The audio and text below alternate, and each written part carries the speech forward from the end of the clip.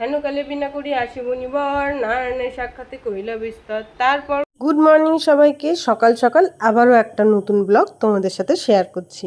এটা হলো কালকের ব্লগ, মানে তোমরা দেখতে পাচ্ছ আজকে, আর আজকে হচ্ছে শুক্রবার, আর আমি এই ভিডিওটা করেছিলাম কালকে বৃহস্পতিবার দিন।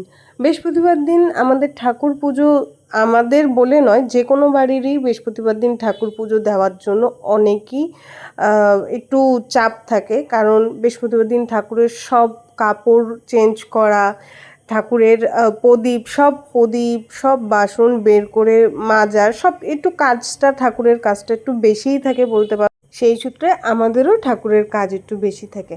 আচ্ছা, আমি শুনেছি প্রদীপ ধরানোর আগে প্রদীপের এই স্ট্যান্ডের নিচে নাকি এইভাবে চাল দিতে হয়। কেন দিতে হয় আমি জানি না, এটা আমার দিদি দিতে বলছে, তার জন্য আমি দিচ্ছি। তোমরা কেউ যদি জেনে থাকো আমাকে অবশ্যই জানিও তো। আর তারপরেই ঠাকুরকে আমি স্নান করিয়ে নিচ্ছি। আর স্নান করানোর সময় সব অলংকার আমি খুলে নিই, আর তারপর এইভাবে আমি জল দিয়ে স্নান করে নিই। শুধু জল দেওয়া থাকে না, এতে জলের মধ্যে গঙ্গা জল দিয়ে নিই, অগ্রু দিয়ে নিই, ঘি, মধু এইগুলো দিয়ে তারপরে একবারে স্নান করিয়ে নিই। যেদিনকে ঠাকুর ঘরে দই আনা থাকে সেদিনকে আমি আবার এইভাবে করাই না। দই, ঘি, মধু এই তিনটে জিনিস আগে গায়ে লাগিয়ে নিই, তারপরেই গঙ্গা জল দিয়ে স্নান করাই।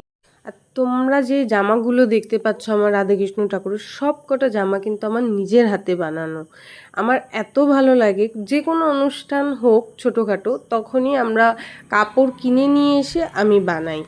আমার খুব ভালো লাগে আমার হাতের জামা কাপড়গুলো পরাতে। আচ্ছা, তোমরাই বলো, এই যে কৃষ্ণ ঠাকুরকে এখন যে ওড়নাটা পরাচ্ছি, সেইটা পরিয়ে বেশি ভালো লাগছিল কি ওড়না ছাড়া বেশি ভালো লাগছিল? আমার কাছে তো ওড়না ছাড়াটাই বেশি ভালো লাগছিল, কিন্তু আমার তাও কেন মনে হলো যে না, একটু ওড়নাটা পরাই, সেই কারণে পরালাম। আর তারপর লক্ষ্মী ঠাকুরকে স্নান করিয়ে নিলাম। এই জামাটার কাপড় পছন্দ করে দিয়েছিল আমার দিদি, আর বানানোর পর দেখলাম জামাটা সত্যিই ভালো লাগছে। আর এই পিঙ্ক কালারের জামাটা যখন পরাচ্ছিলাম আজকে লক্ষ্মী ঠাকুরের, কোনোভাবেই এই জামাটা পরার ইচ্ছাই ছিল না, তখন লাস্ট পর্যন্ত ওটাকে বাদ দিয়ে আবার এই হলুদ জামাটা পরালাম। কেন জানি না, এর আগেও আমি জামাটা বানিয়ে পরে গিয়েছি, কিন্তু তখন হয়ে গেছে। এখন যতবার আজকে পরাতে যাচ্ছি বারবার খুলে যাচ্ছিল, হচ্ছিলই না, উনি পরতেই চাচ্ছেন, আমি তখন বুঝলাম। আর লাস্ট পর্যন্ত তারপরে এই হলুদ জামাটা পরিয়ে দিলাম। আর এর মধ্যেই মা আমাকে ডাকাডাকি, তাড়াতাড়ি আয় তাড়াতাড়ি আয়, দেখছি কি হয়েছে। এই যে আচারের বয়ম ভেঙে গেছে।